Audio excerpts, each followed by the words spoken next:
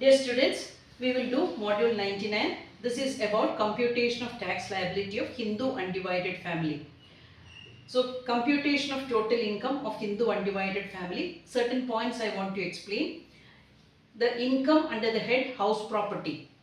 It's more or less like individuals. You know that for individuals also two house properties they can own. So the annual value of two residential house properties occupied by Hindu undivided family for residents shall be treated as nil as applies to an individual. This is explained under section 22 to 27. Now income under the head business or profession 28 to 44 dB.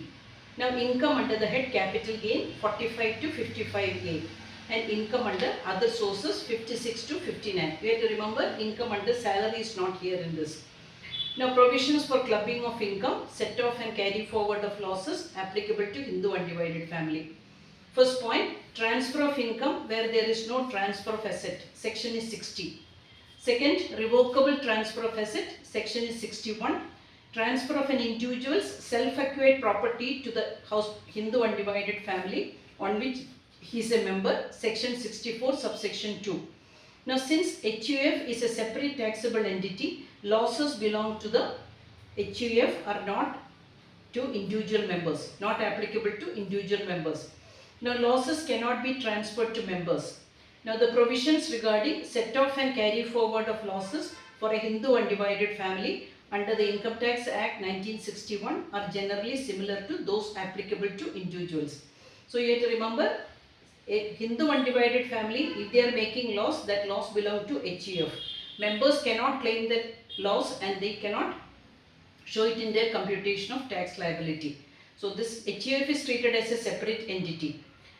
Now list of deductions applicable to Hindu undivided family under the old tax regime and the new tax regime is different. New tax regime only one deduction they are getting, but under the old tax regime they have getting many deductions. First one I am explaining under the old tax system. First one, notified savings and investment, section 80C.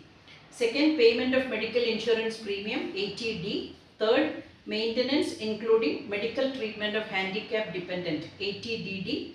Next, expenditure for medical treatment of specified disease or ailment, 80DDB.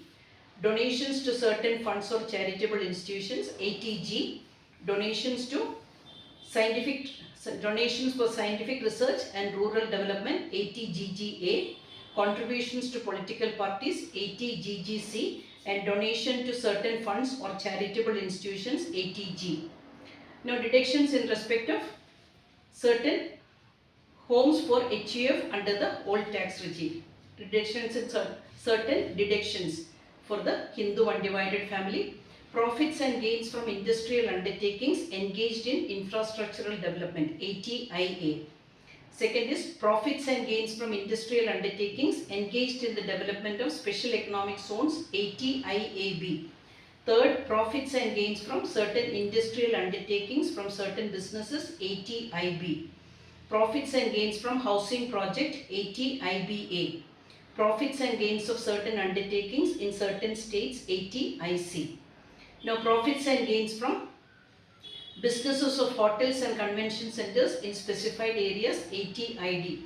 Now profits of certain undertakings in the northeastern states, 80IE. And profits and gains from business of collecting and processing biodegradable waste, 80JJA. Now deduction in respect of the employment of new employees, 80JJAA. That is the only section continuing under the new tax system. Now interest on deposit in certain saving accounts, 80TTA. Now you have to remember, as per the new tax system, only one section is applicable, that is deduction in respect of the employment of new employees, 80JJAA. Now important points regarding assessment of income for Hindu undivided family. So Hindu undivided family is a separate unit of assessment and it is taxable through the manager or karta. Single person, male or female, does not constitute a Hindu undivided family. They will be treated as individuals only for tax computation. Third, share of income received by a member of Hindu undivided family from the income of the family is not included in his, her or her individual income. because as HUF they are already taxed. Again, if they treated that share of profit for individuals, it will be double taxation of income. And we know that there is no double taxation of income in our Indian taxation. The share of income from HUF is an exempted income for a co-partner, even if the HUF may not have paid any tax on such income. So the income received by a member from an asset which was previously owned by him but has been put into the common pool of HUF shall remain as his individual income. Next point, if any member of an HUF has rendered some service to HUF, he can be paid salary out of the HUF funds. So salary provision is there for Hindu undivided family. Co-partners are entitled to get salary. Or any member outside the Hindu undivided family also, they are entitled to get salary from Hindu undivided family. Now a member of an HUF can carry on any business in his own name, and the income from such business will be considered as his individual income even if funds were provided by the Hindu undivided family. Now Jain, Sikh and Buddhist families are also treated as Hindu undivided family. Next is a gift of property to the wife out of his family property is a bona fide transfer, and as such income from the property shall belong to his wife. Now it means that after the death of Karta or manager of a Hindu undivided family, the person who takes over as the new Karta is treated as the legal representative for tax and legal purposes, and not the individual family members or the wife of the deceased Karta. So the new person will be appointed as the Karta, that will be the senior most male member. And if any HUF holds any shares in a company and any loan is advanced to members of the HUF, it will not be treated as dividend under section 2 subsection 22E because individual members are not shareholders of that company. Now scheme of alternate minimum tax or AMT for HUF.